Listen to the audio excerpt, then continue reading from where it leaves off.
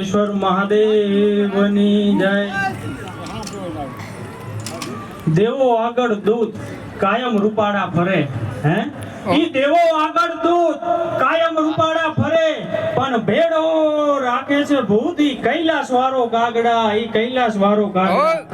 એવા ભગવાન ભોળિયાનાથના સાનિધ્યમાં આ ગુજરાતનો સુપ્રસિદ્ધ લોકમેળો એટલે સાહેબ આપણો તરણેતરનો, આપણો આગવો મેળો. વાહ. અને એવા મેળામાં મારે જ્યારે લોક વાર્તા રજૂ કરવાની હોય ત્યારે 1 મિનિટ માની વંદના કરી અને આપણે આગળ શરૂઆત કરીએ. પણ મારી ચિંતા એ વિઘ્ન વિનાશની, અને મારી કમલાસની સકર, પણ મારી વિસરે હતી હંસવાહિની, હે મારી દુર્ગા દેવ સુમાર. પણ જે કરથી તે જાલિયું, અને મારી આરતી આંગળીયું, પણ મારી હજી ન મેલજે, હજી મારે પાપા પગલિયું. પવિત્ર એવો શ્રાવણ માસ હમણાં જ પૂર્ણ થયો ત્યારે, અને ભગવાન ભોળિયાનાથના સાનિધ્યમાં હોય ત્યારે શિવને યાદ કરવા છે. તો ઈશાલ શૂલ સમ વિશાલ જટા જૂટ ચંદ્ર ભાલ, ગંગ કી તરંગ બાલ, વિમલ જાલ રાચે, લોચન ત્રય લાલ લાલ, ચંદન की कोर बाल, कुमकुम सिंदूर गुलाल, भ्रुकुटी युगल साचे, रूढ़न की कंठ माल, विकसित लहरु प्रसाल, फटिक जाल रुद्र मार, नर कृपाल राचे, हे बम बम बम डमरू बाज, नाद वेद स्वर सुसाज, शंकर महाराज आज तांडव नाचे, गिर शंकर महाराज आज तांडव नाचे.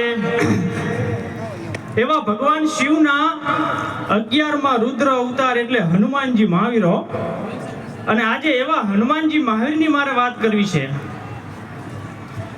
કે જેથી રામ રાવણનું જેથી ઘમાસણ યુદ્ધ ચાલે અને એ દેવતાઓના રાજા ઇન્દ્રને હરાવનાર ઈ મેઘનાથના બાણથી જેથી લક્ષ્મણજીને મૂર્છા આવી અને તેથી અખિલ બ્રહ્માંડનો માલિક ભગવાન રામ એક સામાન્ય મનુષ્યની પેઠે રડે છે. રામનો રોવણ હાર, રામ તો રોતાને રાજી કરે, પણ આજ રામનો જો વાલભી રોય બતાવે રામજી. આજ રામ રડે છે. સુષેણ નામના વેદને બોલાવવામાં આવ્યા અને વેદ કહે છે કે હિમાલય સ્થિત જો કોઈ જડીબુટી એ પણ સૂર્ય ઉગે પહેલા જો લાવવામાં આવે તો લખનજી બેઠા થાય. અને આ બાજુ આખી વાનર સેનામાં સાહેબ કરુણતા છવાઈ ગઈ કારણ કે આજ રામ રડે છે ભલામણા. જ્યારે એ લંકા નગરીમાં સાહેબ આનંદ ઉત્સવ ઉજવાતા હતા. શું કામ? કારણ કે રાવણે જાહેર કર્યું કે રામની શક્તિનું તો આપણે પહેલા જ હરણ કર્યું છે અને હવે આ લખન પણ કોઈ કાળે બેઠો નહીં થાય. લખનનું પણ મૃત્યુ થશે અને રામ માટે તો બળતામાં ઘી હોમવા જેવું થાય છે. આપણો વિજય થઈ જાય છે. અને જ્યારથી હનુમાનજી મહાવીરે લંકા હળગાવી હતી ને ત્યારથી લઈને અત્યાર સુધીમાં જ પહેલી વાર લંકામાં સાહેબ ઉત્સવ ઉજવાના. એમને એક જીતનું, એક આશાનું કિરણ દેખાણું.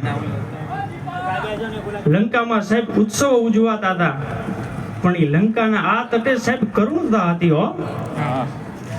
એ ભગવાન રામ એ જાંબુવનજીને કહે છે કે હે જાંબુવન, હે સુગ્રીવ, જ્યારથી અયોધ્યા છોડીને ત્યારથી લઈને અત્યાર સુધી આ લખને નિંદ્રા નથી કર્યો અને કદાચ કાલે માનો કે આપણે આ લંકા ઉપર વિજય પણ મેળવી લઈશું પણ હું અયોધ્યા પાછો નહીં જઈ શકું. ઈ માં સુમિત્રા ઉર્મિલાને હું શું જવાબ દઈશ કે પત્ની મેળવવા માટે ભાઈને ગુમાયો. અને સાહેબ કરુણતા હતી. કોઈ કઈ બોલી કે એવું પરિસ્થિતિમાં નહોતું. ઈ મહાન જાંબુવાન નલ નીલ સુગ્રીવ અંગદ આજ વિભીષણ પણ ચૂપ હતા. અને એટલી કરુણતા છવાઈ ગઈ હતી કે કોઈ હથિયારનું તો કોઈ હાથમાં ઉપડવાનું વિચારતું નહોતું. અને એવા સમયે સાહેબ જાંબવનજી ઊભા થયા અને જાંબવનજી વિશે સાહેબ એમનો જન્મ આ બ્રહ્માંડની ઉત્પત્તિ નહોતી થઈ ને પહેલા થઈ ચૂકી હતી.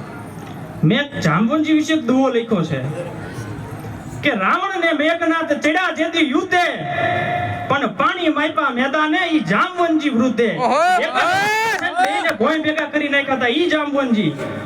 અને ઈ જામવંતજી સાહેબ હનુમાનજી મહાવીર પાસે જઈને કહે કે હે હનુમાન બાપા જગમાં એવું કયું કાર્ય કઠિન છે જે તું ધારને ન થાય? તારો જન્મ જ રામકાજ માટે થયો છે. ઊભો થા બાપા, રામ રડે છે. અને જેમ દરિયામાં હજારો ફૂટના મોજા ઉછળે ને એમ હનુમાનજી ઊભા થઈને હાકલ કર્યો. અને હનુમાનજીએ તેથી સાહેબી રામના ખંભે હાથ મૂકીને કીધું કે પ્રભુ આંસુડા લૂછી નાખ અને બાપ તું હુકમ કર્યો. પણ કે ના, ક્યાં આ પર્વત ને ક્યાં લંકા? સૂર્ય ઉગે એની પહેલા કેમ પહોંચાય છે? અરે પ્રભુ તું એકવાર હુકમ કર, કહો તો જાવ ઉડગાને મધુ ઉતોર બાસુકી સહારું, અને કહો તો જાવ આકાશ ઇન્દ્ર ઇન્દ્રાસન ડારું, અને કહો તો સકલ બલ જોર દાનવ દૈત્યન કો સહારું.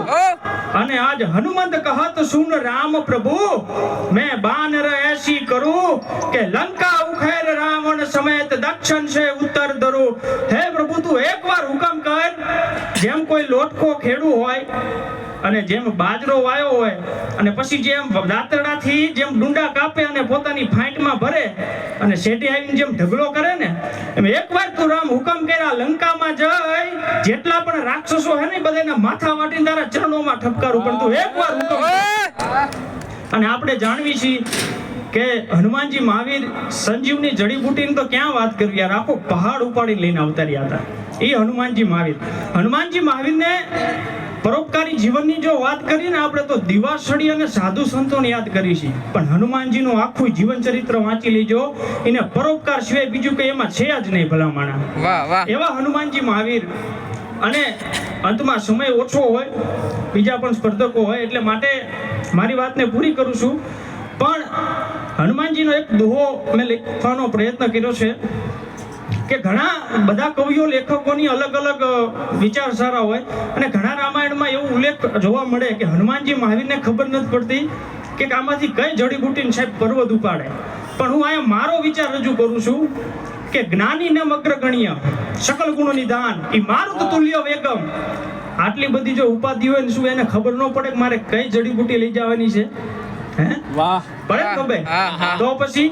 પણ સાહેબ રામ રડતા હતા ને એટલી બધી કરુણતા છવાઈ ગઈ હતી ને કે કોઈ હથિયાર ઉપાડવાનું વિચારતું જ નહોતું. હનુમાનજી મહાવીરને થયું કે હું કઈક એવું પરાક્રમ કરું ને કે આ બધાને ખબર પડે હનુમાન શું છે. એનો એક દોહો મેં લખવાનો પ્રયત્ન કર્યો હતો કે લખનને આવી મૂર્છા અને ટપ ટપ પડે આંસુડા, પણ સંજીવની લેવા જયદેવ એ તો પહાડ ઉખાડે. પહાડ આ સાથે વાતને પૂરી કરું છું, પણ અંતમાં એક દોહો રજૂ કરું કે તુલસીદાસજીએ જે સુંદરકાંડ લખ્યું ને એના ઉપરથી મેં 6 દુહાઓ લખ્યા છે. અને એમાંનો હું પ્રથમ દુહો રજૂ કરી મારી વાતને પૂરી કરીશ કે પણ રાવણને ચડિયા માન અને લંકા પરવર્તી રે આણ, પણ ત્યાં તો ધરણી આ ધરણી લાગી ધ્રુજવા. હે ઈ તો આવ્યો હનુમાન ઈ લંકાની ધરતી. અને રાવણને જેથી અભિમાન ચડ્યું કે મારી લંકામાં આવવા માટે દેવતાઓના રાજા ઇન્દ્રને પણ પૂછવું પડે, તો આ રામ તો સાવ સામાન્ય મનુષ્ય, એની શું હિંમત કે મારી લંકામાં પગ મૂકે. અને બરોબર એ જ સમયે જાંબુવનજીએ હનુમાનજીને એની શક્તિઓ યાદ દેવડાવી અને હનુમાનજી મહાવીરે પર્વત કરતા પણ મોટું રૂપ ધારણ કર્યું. અને સાહેબ લંકા તરફ જ્યાં કરડી નજર કરીને ત્યાં તો ધણે નાટી મંડી બોલવા, કાચબાની પીઠી કડાકા લેવા. ઈ 10 પાડો ગોઠણભેર થઈ ગયા ને પૃથ્વીના છેડાને ડાઢુમાં દબાવી દીધા. શું કામ? આજ હનુમાન ગાંડો થઈને લંકામાં આવે છે ને શું કરે એનું નક્કી નથી. ભલામણા શું કરે એનું નક્કી નથી. આપણે બધાએ મને સાંભળો એ બદલ આપનો ધન્યવાદ. કારણ કે ઓલા કહે ને કે ઘરે કોઈ નો સાંભળતું હોય, જેને સન્માન કર્યો પૂરી કરું. જય હનુમાન. જય હનુમાન. વાહ વાહ.